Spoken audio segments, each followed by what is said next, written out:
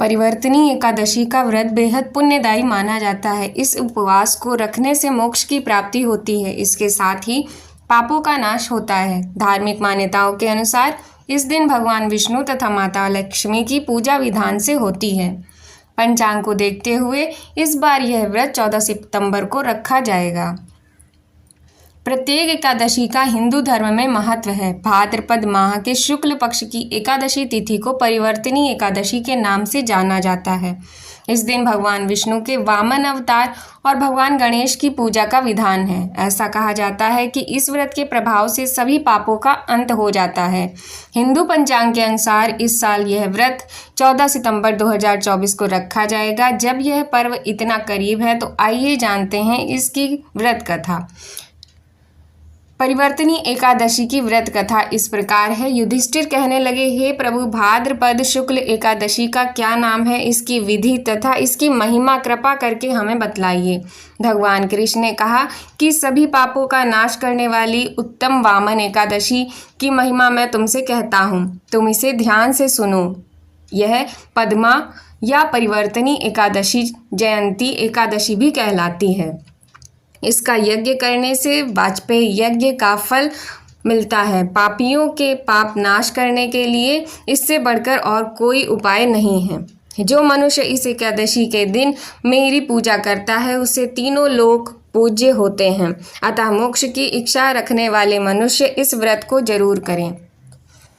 जो कमल नयन भगवान का कमल से पूजन करते हैं वे अवश्य भगवान के समीप जाते हैं। जिसने भाद्रपद शुक्ल एकादशी को उपवास और पूजन किया है उसने ब्रह्मा विष्णु सहित तीनों लोकों का पूजन किया है। अतः हरिवासर अर्थात एकादशी का व्रत अवश्य रखना चाहिए। इस दिन भगवान श्री हरि करवट लेते हैं, इसलिए इसको परिवर्तनी एकादशी कहा जाता है। मुरलीधर के वचनों को सुनकर युधिष्ठिर बोले कि भगवान, मुझे अति संदेह हो रहा है कि आप किस प्रकार सोते और करवट लेते हैं तथा किस तरह राजा बलि को बांधा और वामन रूप रखकर क्या क्या लीलाएं की। चतुर्मास के व्रत की क्या विधि है तथा आपके शयन करने पर मनुष्य का क्या कर्तव्य है, इसे आप मुझसे विस्तार से कहें। तब श्री कृष्ण ने कहा, हे राजन, अब आप सब पापों को नष्ट करने वाली कथा का श्रवण करें। त्रेता युग में बलि नामक एक दैत्य था। वह मेरा परम भक्त था। विविध प्रकार के वेद सूक्तों से मेरा पूजन किया करता था और नित्य ही ब्राह्मणों का पूजन तथा यज्ञ का आयोजन करता था। लेकिन इंद्र से द्वेष के कारण इसने इंद्रलोक तथा सभी देवताओं को जीत लिया था। इस कारण सभी देवता एकत्र होकर सोच विचार कर भगवान के पास गए और बृहस्पति सहित इंद्रादिक देवता प्रभु के निकट जाकर और नतमस्तक होकर वेद मंत्रों द्वारा भगवान का पूजन और स्तुति करने लगे। अतः मैंने वामन रूप धारण करके 5वां अवतार लिया, फिर अत्यंत तेजस्वी रूप से राजा बलि को जीत लिया। इतनी वार्ता सुनकर राजा युधिष्ठिर बोले कि हे जनार्दन, आपने वामन रूप धारण करके उस महाबली दैत्य को किस प्रकार जीता। तब भगवान श्री कृष्ण कहने लगे कि मैंने बलि से 3 पग भूमि की याचना करते हुए कहा कि ये मुझको 3 लोक के समान हैं और हे राजन, यह तुमको अवश्य ही देनी चाहिए होगी।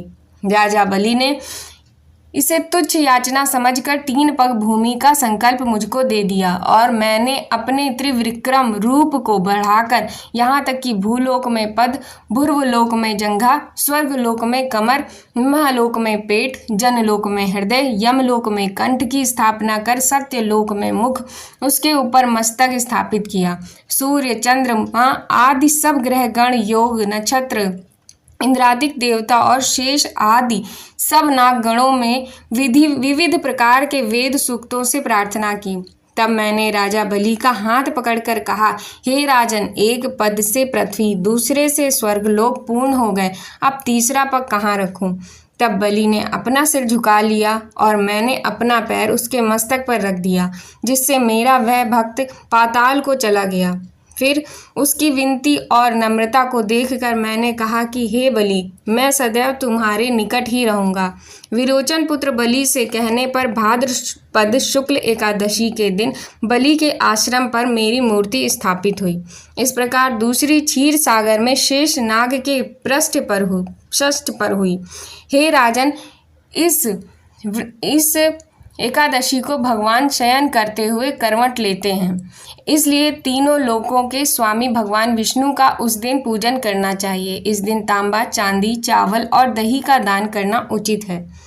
इसके साथ ही रात्रि को जागरण अवश्य करना चाहिए। जो विधि पूर्वक इस एकादशी का व्रत करते हैं वे सब पापों से मुक्त होकर स्वर्ग में जाकर चंद्रमा के समान प्रकाशित होते हैं और यश पाते हैं।